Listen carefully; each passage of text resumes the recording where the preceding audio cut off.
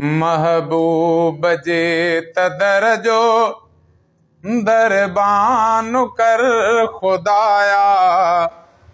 महबूब जे तदर जो दरबान कर खुदाया। घरड़ो उते ॾई को एहसान कर खुदाया। घरड़ो उते ॾई को एहसान कर खुदाया। हिन सिंध में से काथो ही सिंध भी जन्नतया।